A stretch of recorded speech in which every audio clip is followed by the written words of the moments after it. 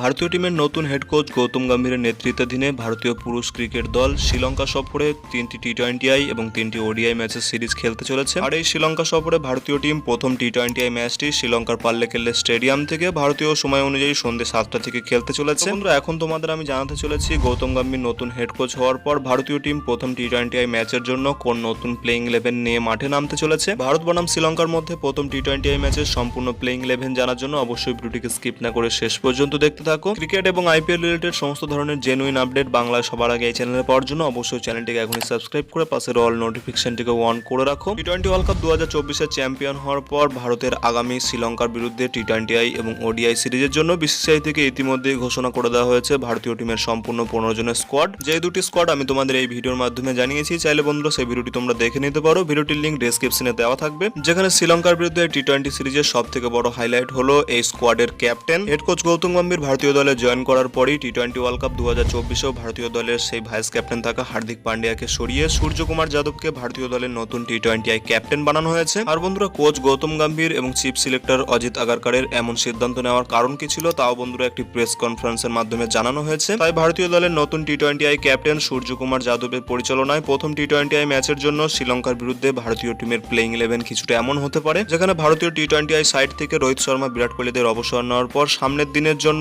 Opening জুটি এই series থেকেই পাকা হয়ে যেতে চলেছে। যেখানে বন্ধুরা ওপেনিং জুটিতে থাকতে চলেছেন এই স্কোয়াডের ভাইস ক্যাপ্টেন শুভমান গিল, যার সঙ্গে থাকতে চলেছেন বাঁহাতি সেই মার্কাটারি প্লেয়ার যশস্বী জয়সওয়াল। মিডল অর্ডারের কথা বললে সেখানে টি-20 ওয়ার্ল্ড কাপের পর আবারও এই সিরিজে ফিরতে চলেছেন wicket keeper batter Rishabh Pant. হ্যাঁ বন্ধুরা, মনে করা হচ্ছে টি-20 ওয়ার্ল্ড কাপের মতোই আগামী দিনে ভারতীয় টি-20 দলে ঋষভ পান্তকে অনেকটা উপরের দিকে খেলানো হতে চলেছে, যার পর ব্যাটিং অর্ডারে নাম্বার 4 পজিশনে অবশ্যই খেলতে চলেছে টিম ইন্ডিয়ার ক্যাপ্টেন সূর্যকুমার যাদব। এরপর এই প্লেইং 11-এ লোয়ার অর্ডার ব্যাটার্সের কথা বললে সেখানে নাম্বার 5 পজিশনে অবশ্যই থাকতে চলেছেন রিঙ্কু সিং। নাম্বার 6 পজিশনে খেলতে চলেছেন হার্দিক পান্ডিয়া, যিনি বর্তমানে শ্রীলঙ্কার বিরুদ্ধে ওডিআই সিরিজে না থাকলেও টি-20 সিরিজে তিনি খেলতে চলেছেন এবং তিনি নাম্বার 6 পজিশনে টিম ইন্ডিয়ার হয়ে এই ম্যাচেও খেলবেন। এরপর বন্ধুরা, প্লেইং 11-এ 3টি পজিশন নিয়ে 4 জন প্লেয়ারের মধ্যে ডিবেট রয়েছে, যেখানে রয়েছে শিবম দুবে, ওয়াশিংটন সুন্দর, আকসার প্যাটেল এবং রবি বিষ্ণই। এই 4 জন প্লেয়ারের মধ্যে যে কোনো 3 জন প্লেয়ারই প্লেইং 11-এ প্রথম ম্যাচে সুযোগ পেতে চলেছে। সম্ভবত নাম্বার 7 পজিশনে লাগাতার সুযোগ দেওয়া সেই শিবম দুবে খেলতে পারে। 8 পজিশনে খেলতে পারে ওয়াশিংটন সুন্দর